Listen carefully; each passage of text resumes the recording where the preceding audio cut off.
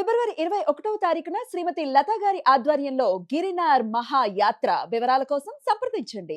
నమస్తే, welcome to Suman TV. నేను పద్మిని. ప్రస్తుతంతో పాటు ప్రముఖ ఆధ్యాత్మికవేత్త, జ్యోతిష పండితులు, అమ్మవారి సేవకులు, దత్త గణపతి ఉపాసకులు మురళీధర శర్మ గారు మనతో పాటు ఉన్నారు. మాట్లాడదాం. నమస్కారం అండి.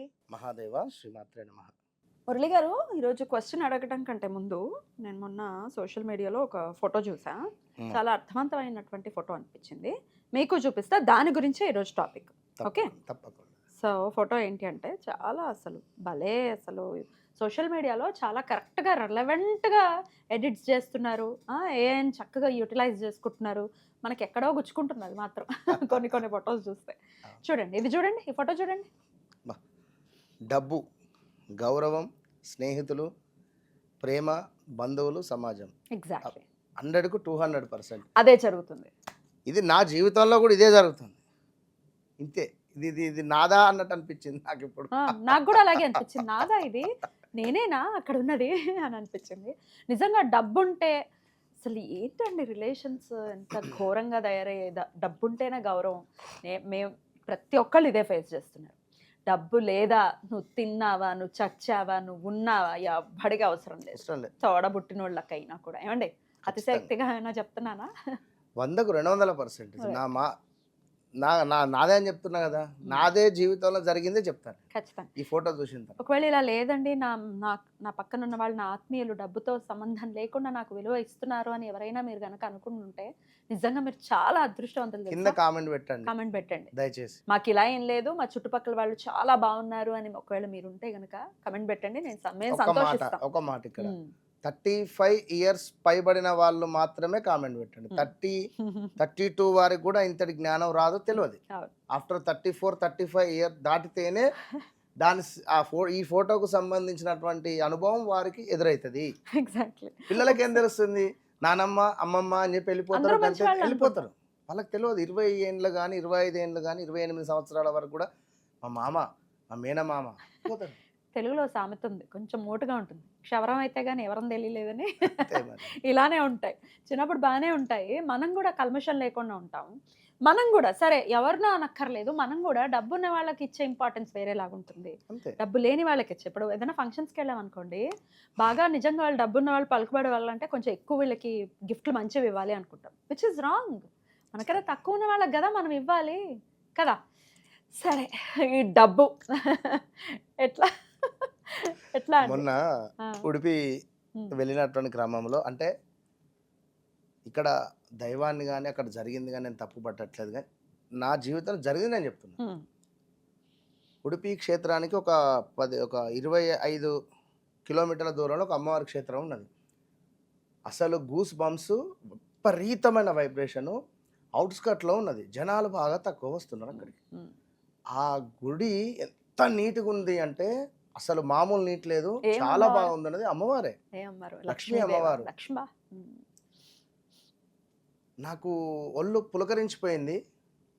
అక్కడ ఉన్న అయ్యగారుకు, అదే గురువు గారికి 500 తీసిన పెట్టిన, అంతే. నమస్కరించుకున్నా. అంటే నేను అసలు వాస్తవాన్ని వెళ్ళకూడదు, నేను అనుకోకుండా వెళ్ళిన గోకర్ణ. సో అటు పిల్లలు వెళ్దామంటే అటు వెళ్ళాను. సో అర్చన కూడా నాకు ఏది వద్దని చెప్పిన, జస్ట్ హారతి అంతే తీసుకున్న, అందులో పెట్టేసిన. వారు ఫుల్ ఎక్సైట్మెంట్ అయిపోయారు. నేను కేవలం మురిసిపోయి అమ్మవారికి సేవ చేస్తాడు ఆయన అని చెప్పి నేను ఇచ్చిన, అంతే. వేరే ఉద్దేశం నాకు ఏది లేదు. దాని తర్వాత ఆయన ఏం చేసిండు, వాళ్ళ నాన్నగారికి చెప్పిండు. వాళ్ళ నాన్న కొంచెం ఏజ్డ్. అవునా అని చెప్పి వాళ్ళు ఇక ఆ భాష మన కన్నడ ఒక శాల్వా తీసుకువచ్చి నాకు ఒక తాంబూలం ఇచ్చి అమ్మవారిది పెట్టాడు, ఆశీర్వచనం చేసిండు.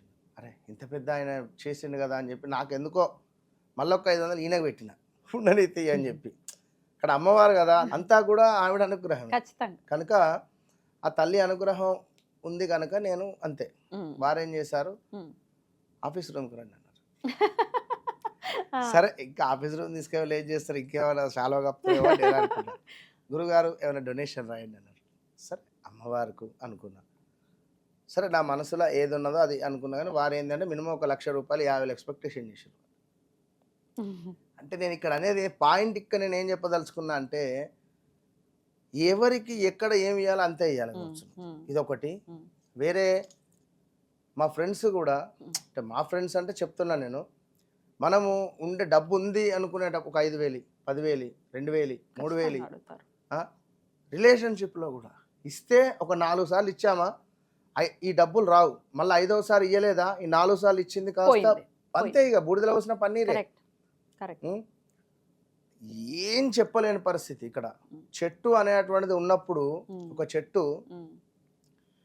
అది ఫలాలను ఇచ్చేటువంటి సందర్భాలలో అందరూ ఆ ఫలాలు తింటాము, సంతోషిస్తాం. ఎప్పుడైతే ఆ చెట్టు నేల కొరుగుతుందో ఆ చెట్టు కోసే అంటే ఇక దాని పని అయిపోయినట్టే, దానికి విలువ ఉండదు అక్కడ. వాడు ఎవరైతే ఆ చెట్టు ఫలాలు తిన్నటువంటి వాడు కూడా అనుకుంటాడు, అరే నేను ఈ ఫలాలు తిన్నానే, ఈ చెట్టు పడిపోయింది, దాన్ని మొత్తం కట్ చేసేసి చేసుకుంటాడు. ఇంకొకటి ఏమిటి, చెట్టుకు సంబంధించినటువంటి కొమ్మలను నరికేస్తారు, అది మళ్ళీ చిగురిస్తూ ఉంటుంది. అంటే మనిషి అనేటువంటి వాడు ఎప్పుడైనా కూడా డబ్బు కావాలి. ఇక్కడ మనము కృతజ్ఞతాభావంతో ఉండాలి. డబ్బు అనేది అవసరమే, కాదనేది కాదు. 100కు 200% డబ్బు ఉంటేనే సమాజంలో గౌరవము, మర్యాద అన్నీ ఉంటాయి. మరి ఎట్లా అండి డబ్బు గురించి? ఇప్పుడు దీన్ని మార్చలేమండి. కలియుగ దైవం రావాలి, కలికి భగవానుడు వస్తే తప్ప ఈ పరిస్థితి మారదు. మరి ఎలాగో ఆ మనుషుల్లో భావన మనం మార్చలేం కాబట్టి డబ్బుకి సంబంధించినటువంటి ఇబ్బందులను అధిగమించాలి అని అంటే ఏం చేయాల్సి ఉంటుంది? వన్ పవర్ఫుల్ స్విచ్ వర్డ్ కావచ్చును, వన్ పవర్ఫుల్ రెమెడీ అనేటువంటిది చేసుకోండి. ముందు మీకు మీరు మీ డ్రెస్సింగ్ టేబుల్ పైన కానీ లేదా ఒక మిర్రర్ పైన కానీ ఐఆమ్ అని రాయండి. ఫస్ట్ ఐఆమ్ IAM అని రాయండి. దాని కింద లవ్డ్ అని రాయండి.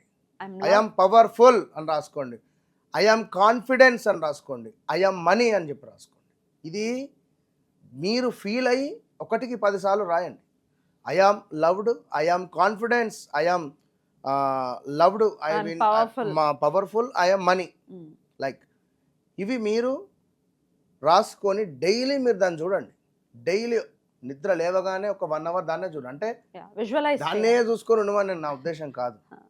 విజువలైజ్ చేయండి. నైట్ ఇంటికి రాగానే చూడండి. ఒక జస్ట్ 10 days చేయండి. 11వ రోజులో మీకు ఏదన్నా ఒక మార్పు కనబడకుంటే ఈ వీడియో సేవ్ చేసుకొని నాకు కింద కామెంట్ పెట్టండి. ఓపెన్ ఛాలెంజ్ చేసి చెప్తున్నాను నేను. ఖచ్చితంగా విజువలైజ్ చేసుకోవాలి. మనం ఉన్నతంగా ఉన్నామని ఖచ్చితంగా మనం ఎప్పుడు చూసినా ఇలాగే మన జీవితం ఇంతే అని బ్యాడ్ థాట్స్ వద్దు అని చెప్తున్నారు. అంతే. రైట్ అండి, బ్యూటిఫుల్గా ఎక్స్ప్లెయిన్ చేశారు. డెఫినెట్గా విజువలైజేషన్కి డెఫినెట్గా చాలా పెద్ద పవర్ ఉంటుంది. సో మీకు ఏం కావాలి, మీరు ఎందులో ఉండాలనుకోవడం, మంచి ఇంట్లో ఉండాలనుకుంటున్నారు, ఎట్లా ఉండాలి ఇల్లు అనుకుంటున్నారు అనేది కూడా విజువలైజ్ 100% చేసుకోవడం. పవర్ఫుల్గా ఉండండి మీరు. ఇక్కడ పాజిటివ్, ఇక్కడ పాజిటివ్, అంతే. మీరు ఏది వద్దు, విన్నారా? బీ పాజిటివ్, అంతే. బ్యూటిఫుల్ అండి, చాలా చక్కగా తెలియజేశారండి. కృతజ్ఞతలు. నమస్కారం. మహాదేవ.